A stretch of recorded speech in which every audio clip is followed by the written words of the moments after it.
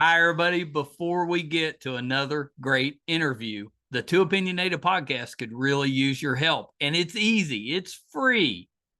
IMDb, which is the entertainment database, imdb.com, named us a top 100 podcast. We came in at number 82. That's a big deal because there's 15 million podcasts and growing. So to be named to anybody's top 100 list, pretty big deal for us. And the way you can help is to go to imdb.com, look up the Two Opinionated podcast, and that's it. Just bringing our page up. That traffic really helps us out. Our YouTube channel is MeisterCon Pod. All we ask is that you subscribe. It's also free, but that really helps us to attract these amazing guests that we keep bringing on the program. And that's it. Two easy ways for you to support us, and we would really appreciate the help. Now let's get to that interview.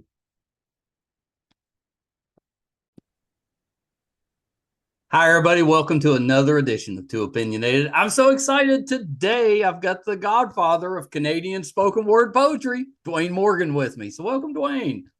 And thank you so much for having me. Looking forward to it.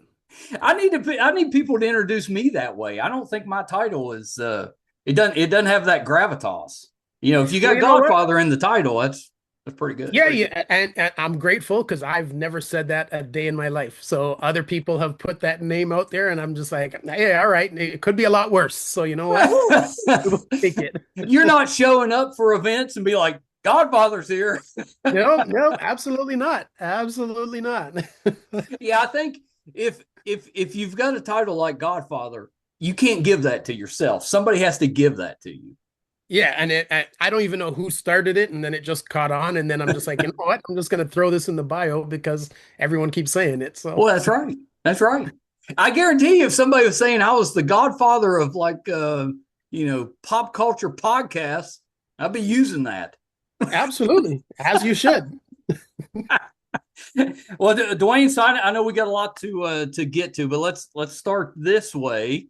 You know, give us a little bit of your background. What got you into poetry, into writing, into the speaking, all of that. You know, just give us a little bit of background on what it is you do and how you got there. For sure, absolutely. So I am a spoken word artist. For anyone who does not know, that's almost like hip hop without the music. It's just, Right. the lyrics, it's poetry that is written to be presented on stage in front of an audience. And it's very interesting because to this day, I am an extreme introvert who would never have chosen to do anything with my life that would require me to be on stage or in front of people. And when I was in high school, there was a talent show going on, and all of my friends were rappers, singers, dancers, and they were all going to be in the show. And everyone was so excited to watch my friends. And I was just sitting on the sideline, just being all salty and jealous. And I was like, what can you do if you have no talent to get into a talent show? And I was like, you know what? Let me try to write a poem. So I wrote a poem and I presented this poem, and everybody loved it. And everybody was like, you need to like keep writing. And That's I'm like, right. this was the first time anyone had ever told me that I was good at anything. So I'm just like, all right, say less. This is what I'm going to do then. And I just started, just trying to write more things. And now, 32 years later, this is the only job I've had. And I've traveled around the world just sharing stories with people. So, I'm just very grateful for all of my talented friends who forced me to try to get into this talent. Well, I wonder what would have happened if they hadn't had that talent show. I'm sure at some point you would have started doing that, but maybe it's delayed by a little while. Yeah, I mean, it's quite possible. I have absolutely no idea. I mean, that was definitely the impetus to get me to That's write right. because prior to that, I was a young person. I wasn't good at school. I didn't care about school. So, I didn't write in a journal. I was never that kid. So, I have no idea where it came from. I didn't see it coming, but the opportunity presented itself and I tried to do something and it worked. And now here we are. I love that. I love that. And I totally feel you from the introvert side. You know, I'm an introvert. Never would have imagined I'd spend my time talking with people. That, a few years back, that would have terrified me. Right. Absolutely. I get it. Well, so before you got on stage at the talent show, had you written or done anything as far as spoken word or poetry before that? That was the first time. Yeah, when I got on stage in high school, that was the first time I'd ever been on stage, first time in front of people, first time a lot of people even heard my voice because again, as an introvert, you're just like, let everybody else do all the talking, you know what I mean? No one cares what I got to say. And so it was really, a stepping out of my comfort zone to really try to do something. And at the end of the day, it was just really to be in the limelight with the rest of my friends and who knew that it was going to turn into something bigger than that. Do you still have that poem? It's on the computer somewhere. I Somewhere know it's still it, there. it is still there. It's called "In Search of the True Brother," and it lives on in different forms. Well, so you were recently inducted into the Order of Ontario. Yes. Talk a little bit about that. Obviously, from going from introverted, kind of forced into the talent show to this level of success, that's pretty impressive. But what does that entail? What does that mean to be inducted into that? So in Canada we have provinces, and Ontario is the province that I live in, which is the equivalent of states in the United States. So Sure. the Order of Ontario is the highest civilian honor that the provincial government can bestow upon any citizen. Wow. And that was in recognition of my commitment to the arts, to community, to literacy, to young people, because I spend a lot of time in schools working with young people now, trying to get them to write, trying to show them the importance of being able to That's right. express yourself, how good that is, for your mental health and all these different kinds of things. When I was starting out, there were very few opportunities that I had to go and perform my work because nobody wanted to hear from this Right. young kid, right? So the things that I was speaking about didn't really resonate, at a lot of the other poetry shows and that sort of thing. So I had to start my own business when I was in high school, putting on talent shows. So I started my own community business, putting on talent shows so that my friends and other kids like me could get on stage and do something with their talent. So, to have the province recognize all of these things that I did out of necessity, and I had no idea that it was going to turn into anything.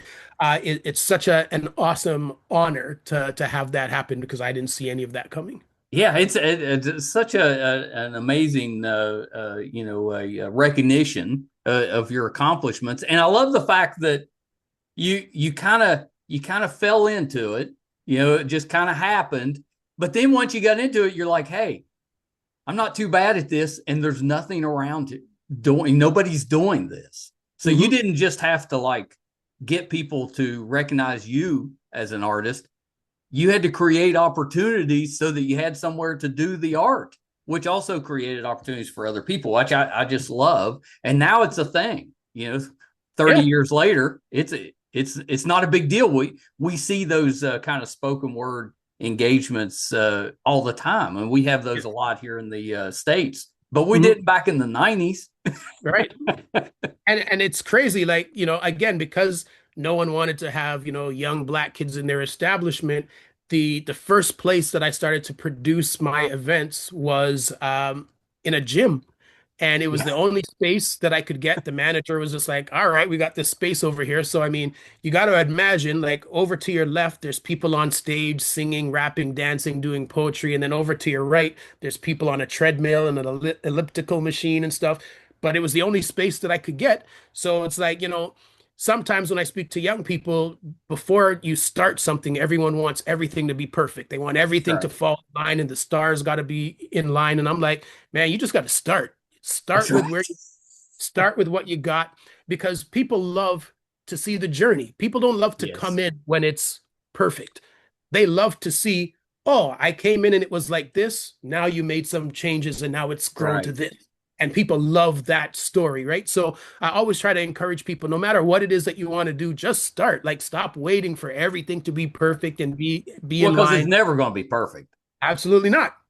Yeah, Absolutely not. And that ends up being one of the biggest delay tactics that we use to actually stop ourselves that's from right. doing the things that we tell ourselves we want to do, but how badly do we want to do it if we won't start?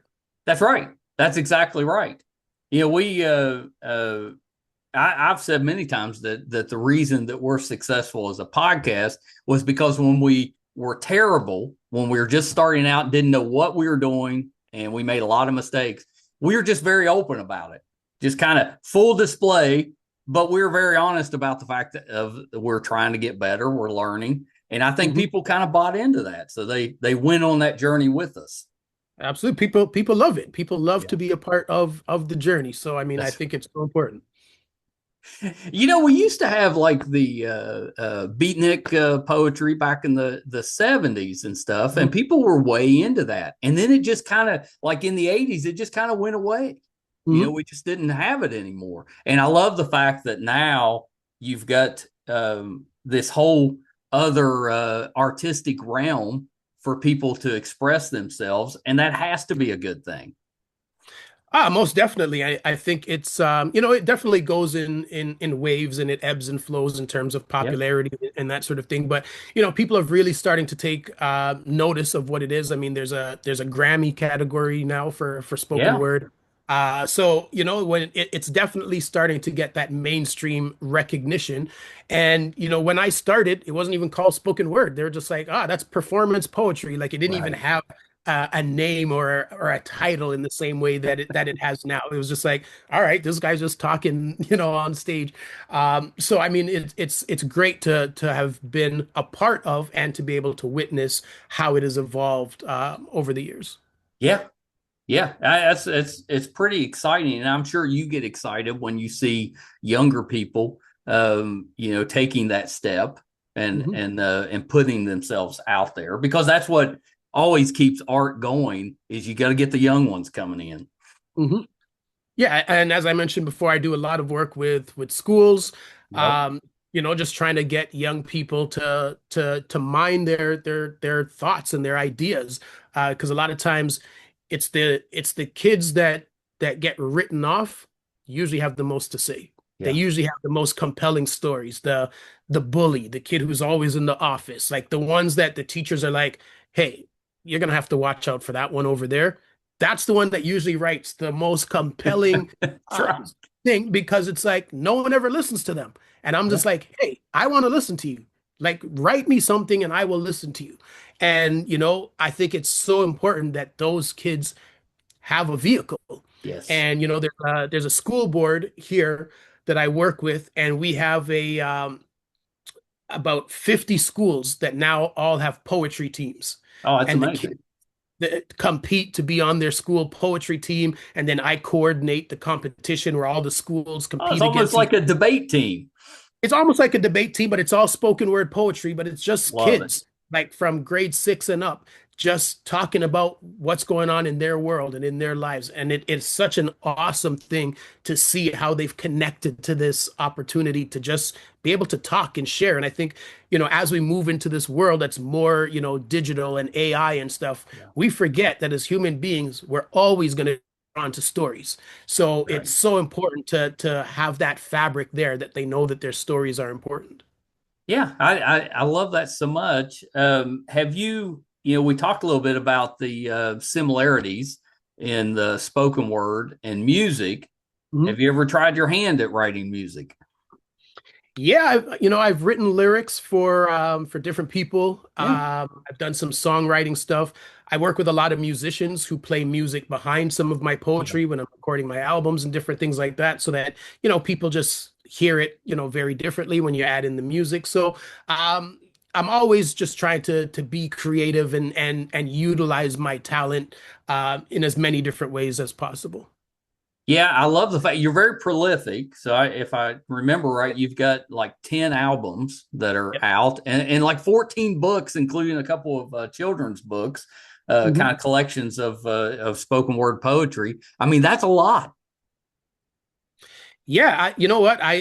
Most people don't even realize how much I create. I'm constantly writing, constantly, thinking of new things to write about. And it's one of those things when you've been doing it for 3 decades, you constantly have to be challenging yourself to reinvent yourself, to Right. evolve. Because people are like, I've seen this guy already. What? So you got to come with something new, get people, oh, let me see what he's doing and that sort of thing, right? So it's a great challenge as an artist to always be figuring out, what else can I do? How can I expand and Right. get out of my comfort zone so that I'm not boring myself and I'm not boring the audience. Yeah. Well, it's kind of like going to see a comedian. Once you've seen their act two or three times, you're like, well, what else you got? Yeah, absolutely. Absolutely. Can only tell that same joke so many That's times. right. You don't laugh as hard after the fifth time, right? Do you ever wake up in the middle of the night with an idea? You got to write that down. Yeah, all the time. I wake up in the middle of the night. The driving, Yeah. what there's the ideas just come out of nowhere, and Yeah. it's not like when I'm driving, I come up with an idea that has anything to do with driving. Right. I'm driving and I'm gonna come up with the most random idea that has nothing to do with the fact that I'm driving right now, but it's Right. just something about something that I saw, or something just triggers an idea Yeah. in my, and I'm just like, oh, I got to do something with that. So I always have my phone or some paper or something around close by so that I can always write it down. I never, especially the ones in the night, I never trust that I'm going to remember it in the morning. Well, you So won't. yeah, so no matter how good the sleep is, I'm like, okay, I got to get up and write this Right. down because there's no chance I'm going to remember this when I No. get up. No, I've always said I have my best ideas at about 3 o'clock in the morning, but by 7 or 8 o'clock, they're gone. Yeah, absolutely. Same, same thing. So you've got a series of shows coming up next month. Tell us a little bit about that because you're doing it's like 5 shows, but they're different. Each one's a Yeah. little bit different. So talk a little bit about that. All right. So in November, I'm celebrating, 32 years of just being Wow. on stage, of producing these events. And sometimes people were like, well, why are you celebrating 32 years? Like that's so random. And I'm like, Right. there's no guarantee I'm gonna see 33 That's years. right. So celebrate the one that's here. You know what I mean? So that's always my thing, to just celebrate all the stuff. I don't Yeah. think as people we don't celebrate enough. And I think, that the celebration makes you want to do something else to That's right. celebrate. So it just keeps you on this positive, treadmill moving Well, forward. yeah, So you don't have to have a big round number. Celebrate yeah, every year if you want to. that's what I try to do. I try to do some kind of celebration every year. This year, it's very ambitious. So there, as you mentioned, there are 5 shows. So 3 of the shows are called Poems in the Keys of Life, and they are poetry and piano. So I've Wow. found 3 different pianists. One is like a jazz pianist, one is more R&B, hip hop, one is more folk soul, and we're putting together 90-minute sets. And the experiment is how they all hear my work differently. When they hear the Oh, work, what do they come up with yeah. to play behind the poem, right? So every week is going to be different because every pianist brings their own thoughts and ideas Yeah. to the realm, right? And then we play around with how the poems are going to sound and which poems and stuff. So it's going to be different poems. There's going to be a few poems that, might be in 2 of the shows or whatever, but it's really just a matter to see how that their influence changes the poetry. And so it creates something I new and love dynamic, that. right? There's one event called Back Chat, which is a spoken word showcase, but after each poet performs, they're going to do a Q&A with the audience. Yeah. And this is something that is also very rare because usually as poets, we just perform and then we stick around till the end and then we go home. But now this is an opportunity where the audience can actually ask questions about your poem, about your process, about, Yeah. your intentions and that sort of thing, which is unique for the audience as well as unique for the poets themselves. And then the 5th show is the biggest one. I started this one back in 1999. It's the largest event of its kind in North America. It's called When Brothers Speak. And this is one where I have 6 Black men from different parts of North America who get on stage, and through spoken word, they just talk about their lives and their lived experiences. And it's so important because we never want people to get this idea that, oh, this person is Black and male, so their experience is exactly the same as this person who's Right. Black and male. We all have different experiences. We Sure. care about different things. We come from different places. So it's the show's called When Brothers Speak, and I am shocked that this thing that I started in 1999 is still going to this point. That was never the vision when I did the first one, but I am so grateful that people come out and it happens in a big theater in downtown Toronto. People, make it a date night. They go, they get their hair done, they get outfits. Right. It's like they come and it's a proper night at the theater and you're listening to spoken word poetry. So those are Yeah. the It events. sounds like a classy evening to me. Like It is you'd an make that a awesome good date night. Yeah, it is an awesome, awesome evening. And because it only happens once a year, people really look forward to it. So I Yeah. think that's also the beauty of the event. Yeah, what a neat event, and good for you for starting that. And I'm sure it has to be gratifying to look back to where you first started, or maybe the first time you ran an event. I'm sure it's night and day now. Oh, absolutely. And it's interesting because there's a TV clip because there's a media company that came out to like one of the first ones, Yeah. and the intro to the recap of the show, the host says, "Most people cringe when you say spoken word," and I'm like, "Well, this is a great intro to the recap of the event." Thanks. But it's great to see that now it's so most people kind of have heard of it, they know what it is, and it's kind of really built a great reputation from that point to where we're at right now. Yeah, I love that. I love that. Do you ever leave Canada? Do you tour elsewhere? Yeah, so at this point I've performed in 18 countries Oh internationally. wow. I used to just go on the Greyhound and travel through the states, and I would just go city to city and just jump on stages, and that's where I would meet a lot of the artists that I would then invite to Toronto.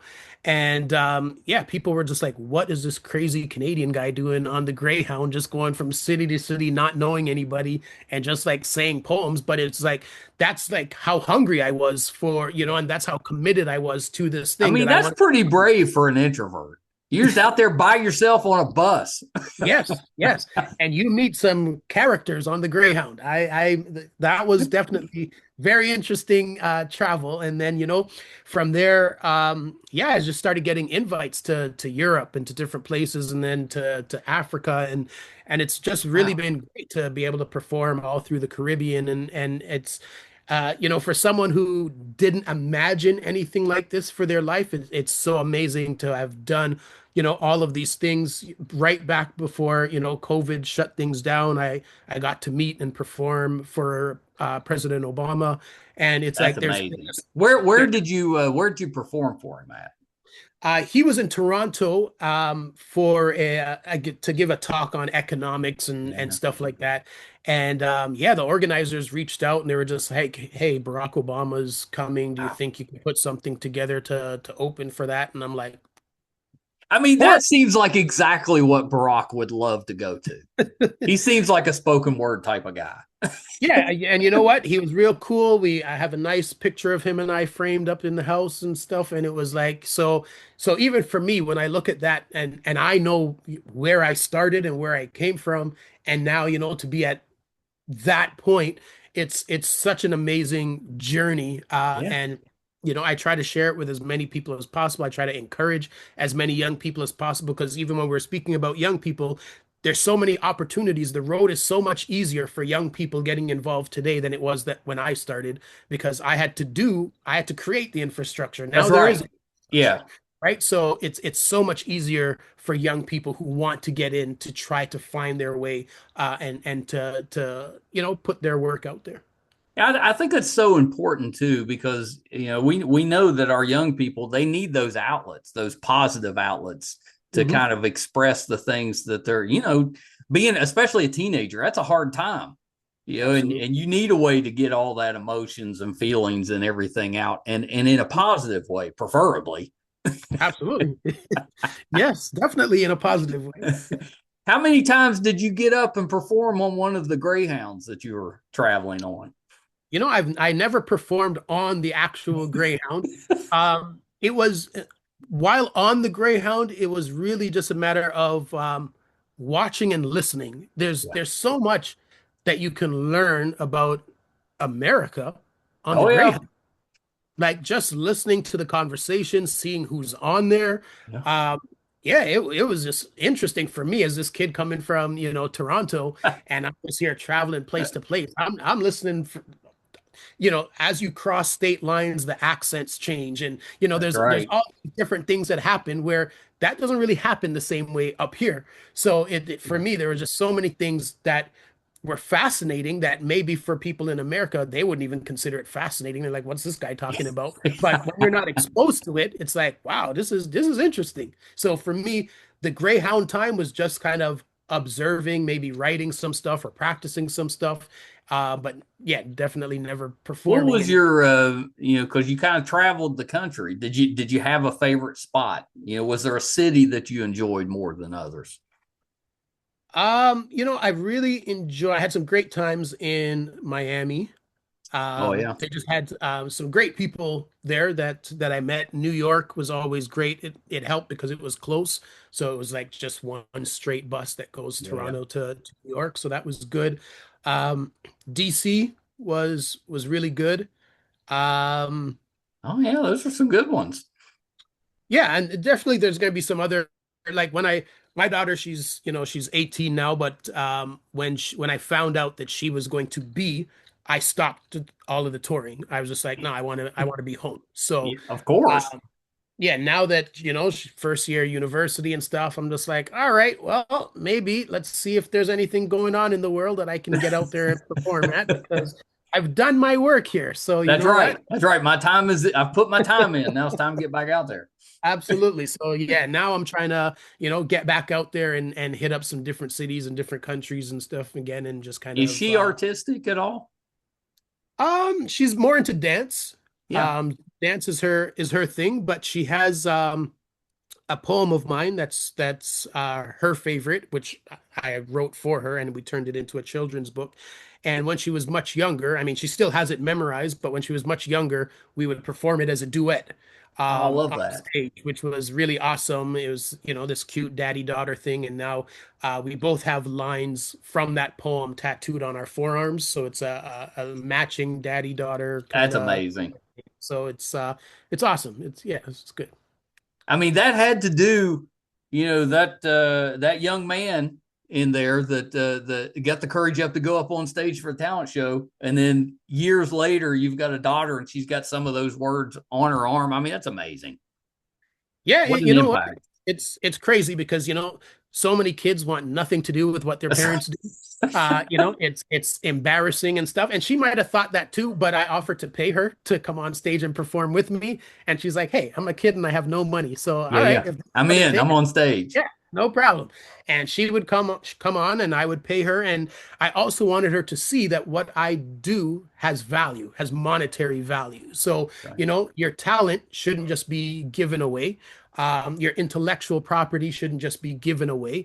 So I really wanted to impart that to her in Yeah. a real way as well, that if you put things out into the world that affect people's lives in some kind of way, whether through, entertainment or whether through, change in some kind of way, there should be something that comes back to you from that.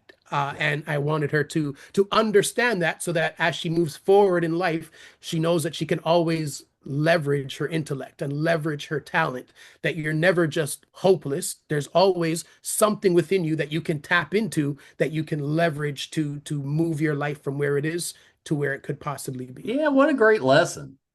And that's a hard lesson that all of us have to learn at some point. If you For can sure. install that in them early, definitely gives them a leg up. Yeah, definitely. And now, like I said, she's in university and we'll see what she chooses to do with that. Yeah, yeah. We play episodes of the podcast just in the background on a TV at our studio, and usually at the house if I'm working, I have them up in the background, just kind of background noise. Well, Mhm. my granddaughter came up to me and she said, Papa, she said, how come you're always on TV? And it wasn't I like that you're always on TV. It was more like, could we watch something else? Like, yeah. We can put Paw Patrol on or whatever it was she would want to watch. Well, it's interesting because, for my daughter, she's just like, well, I have no idea why people like even like you and stuff. Like for me, you're just my dad. That's right.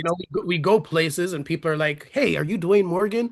And she's like, "Oh, here we go again." And she's like, she just rolls her eyes every time that happens, and she's like, "Yeah, well, you're just my dad. There's nothing like special Dwayne Morgan, about you. You're just my dad." Yeah, Right? So it's like it's weird. And so, the people who are closest to us, they get to see the wizard behind the that's curtain, right. and for everybody else it's Oz, right? So that's just the how it all plays out. Well, they also get to see the labor, the effort that you have to put into making it Absolutely. look kind of easy, when you're up on stage, and that's so important for young ones to see. It takes hard work to make things Mhm. look effortless. Absolutely. That's the hardest part, making it look effortless, and it takes so much work. That's pretty good. That's pretty good. When did you decide to do children's books? Because I love that idea. Is that I'm assuming that's still spoken word. You've just put it more on their level. Yeah, so yeah, there's two children's books that I've done. And I think, when my daughter was much younger, it was hard Yeah. finding books where the characters looked like Right. her, and it was hard finding books that kind of presented the messages that I wanted her to see. Yeah. So the one that we have tattooed on our forearms, that one it's called Fairy Tales, and it's really reimagining fairy tales. And it's like, life isn't just about, oh, go find a man and let him save you and stuff. Life is like go out there and kick butt and be the most awesome girl that you can be.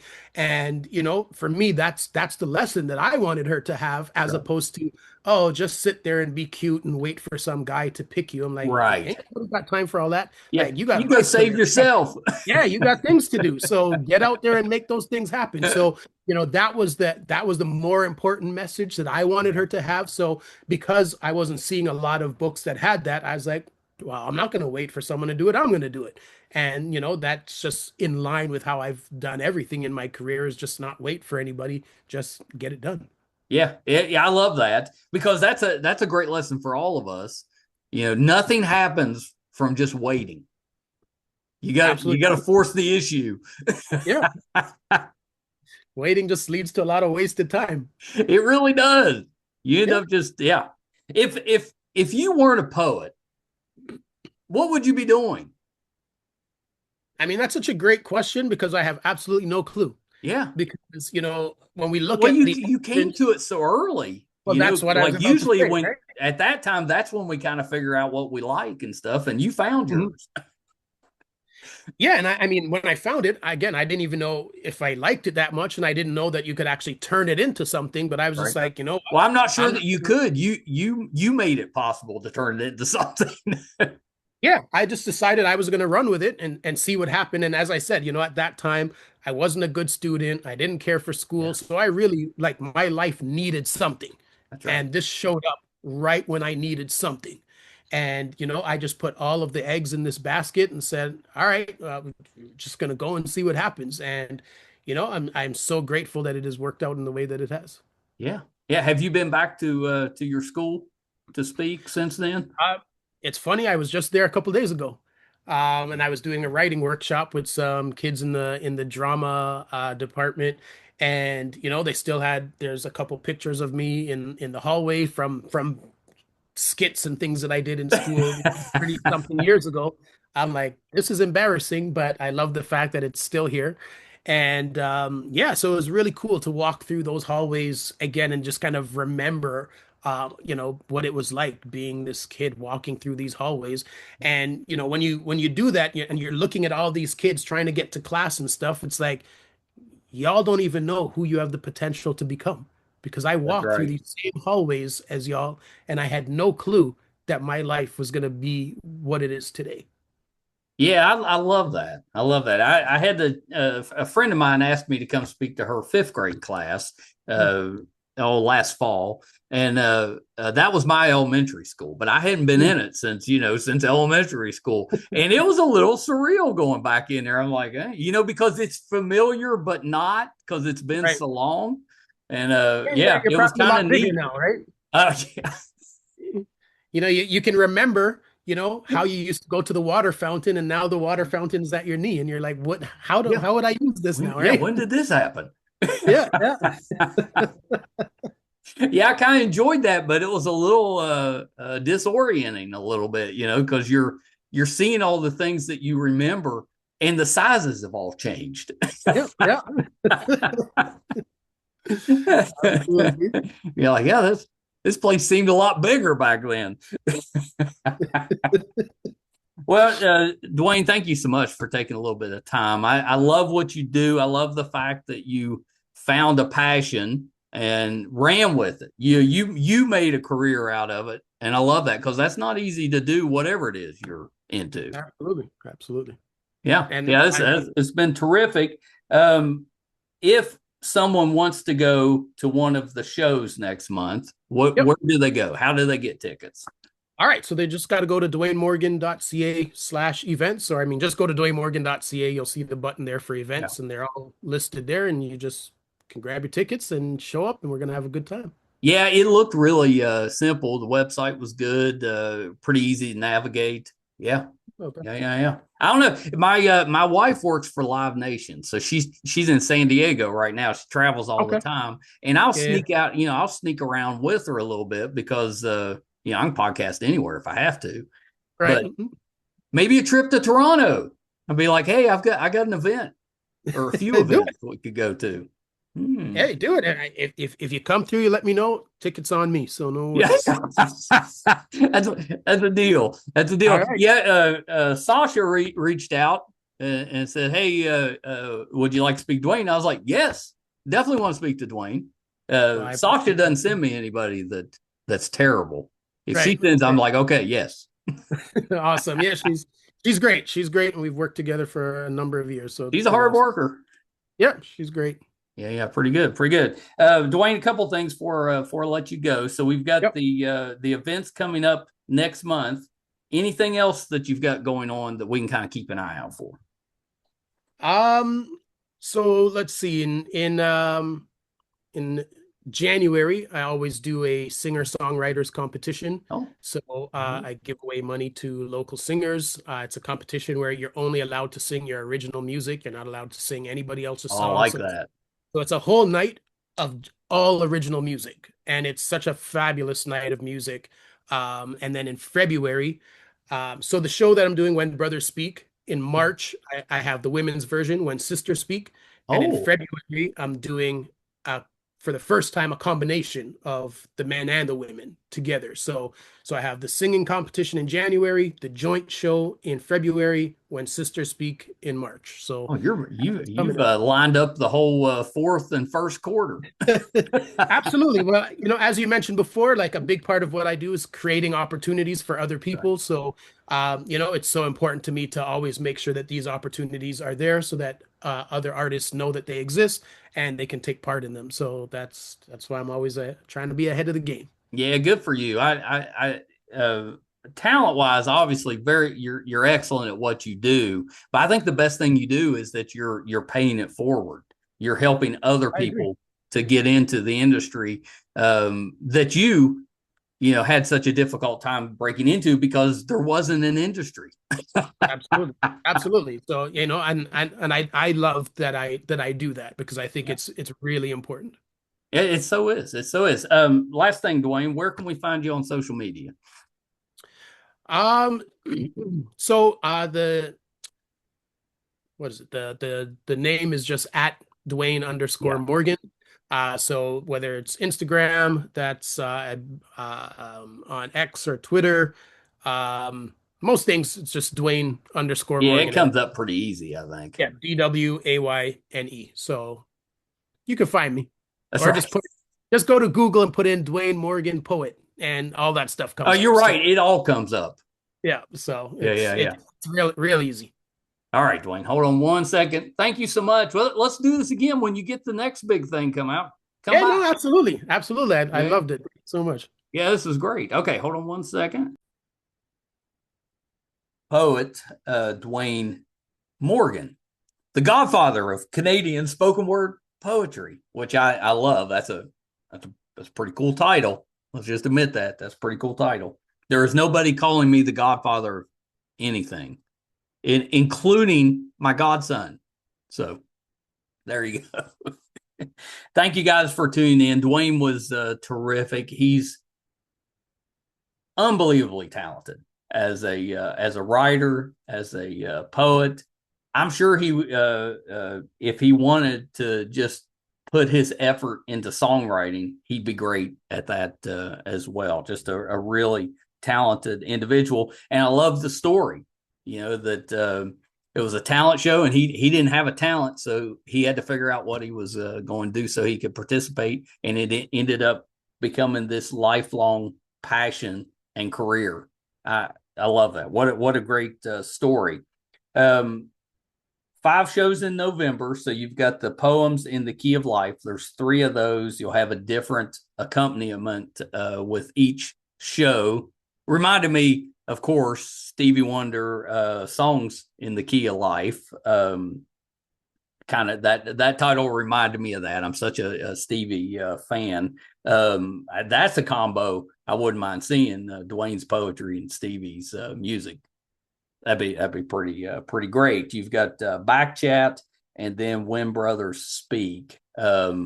All of those are just going to be fantastic. If you're in or around Toronto, make sure that you get your ticket. It'll be something that I think you'll enjoy and that you'll remember.